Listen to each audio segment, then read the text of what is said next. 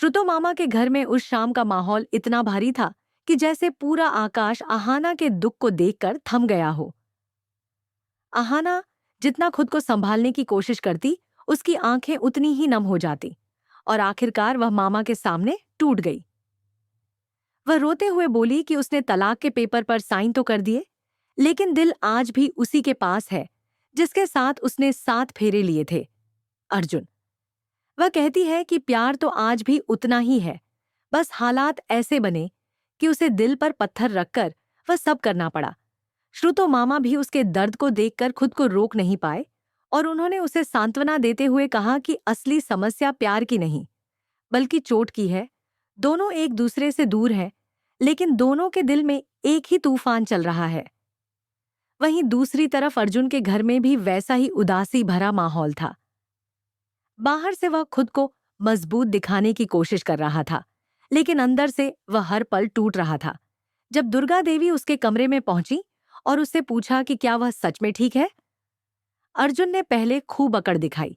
उसने कहा कि अब उसे आहाना से कोई फर्क नहीं पड़ता, जो करना था उसने कर लिया। लेकिन यह झूठ ज्यादा देर उसकी मां की नजरों से नहीं बच पाया। दुर्गा देवी ने जब उसे थोड़ा गहराई से कुरेदा तो अर्जुन आखिरकार टूट गया।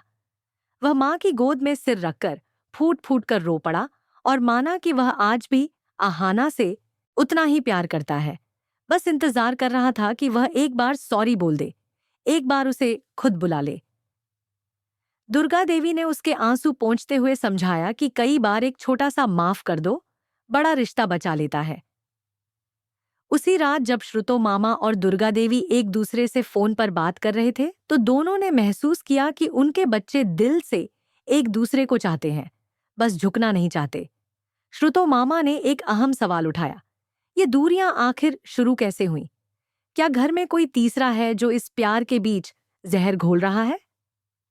यह बात दुर्गा देवी को सोचने पर मजबूर कर देती है और अचानक उन्हें याद आने लगता है कि कैसे हर बार घर में अनहोनी होती थी और हर बार किसी न किसी तरह उसका इल्जाम आहाना पर लगाया जाता था। दवाई बदलना, जूस में नशा मिलाना, घर की औरतों के कान भरना, ये सब घटनाएं दिमाग में बिजली की तरह कौंधने लगती हैं। उन्हें साफ साफ दिखने लगता है कि यह सब किसी बाहर वाले का नहीं, बल्कि अपने ही घर के भीतर बैठे किसी इंसान का काम है, और वह कोई और नहीं बल्कि पीसी मोनी है।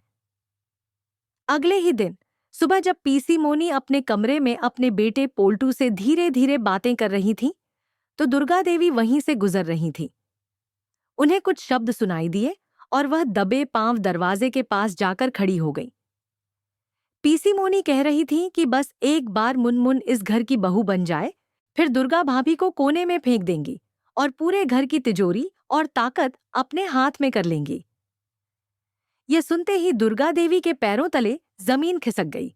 उनके सामने पूरा सच साफ हो चुका था। इस घर को तोड़ने वाली आहाना नहीं बल्कि उनकी अपनी ननद थी, जिन्होंने हर बार जहर घोला था। अगले ही दिन वह बिना एक पल की देरी किए श्रुतो मामा के घर पहुंची और वहां उन्होंने पूरी सच्चाई आहाना और मामा के सामने रख दी। आहाना यह सुनकर सन्न रह गई, पर उसका दिल फिर भी एक ही जगह अटक गया। वह कहती है कि साजिश किसी की भी हो, लेकिन अर्जुन ने उस पर कैसे विश्वास नहीं किया? कैसे वह इतनी जल्दी उसके खिलाफ हो गया? यही बात उसे सबसे ज्यादा चुभती है। उसी पल दुर्गा देवी ने वह कदम उठाया जो शायद ही कोई सास कभी उठाती है।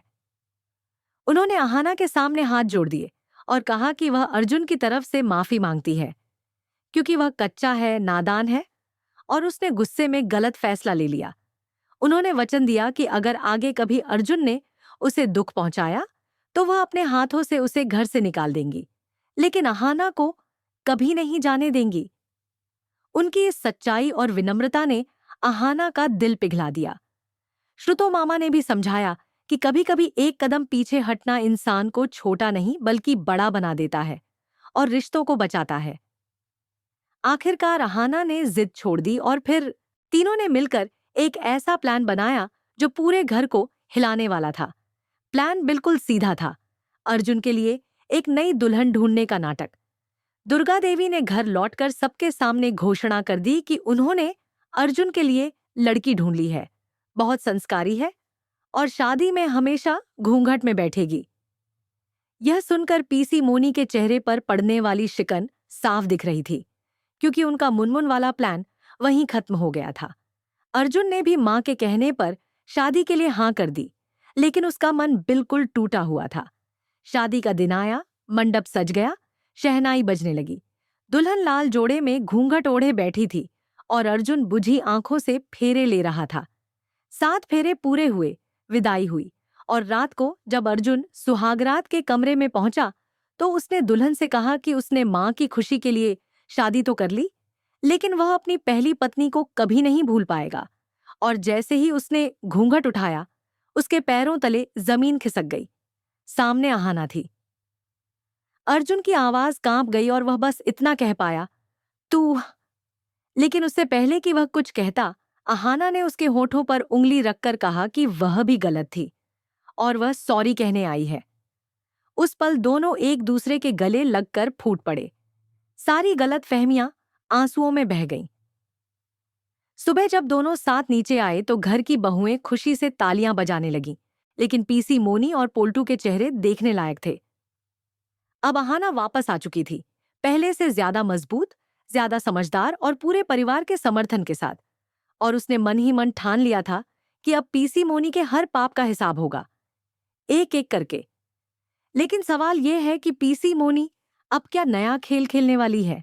यही तो आगे की कहानी है।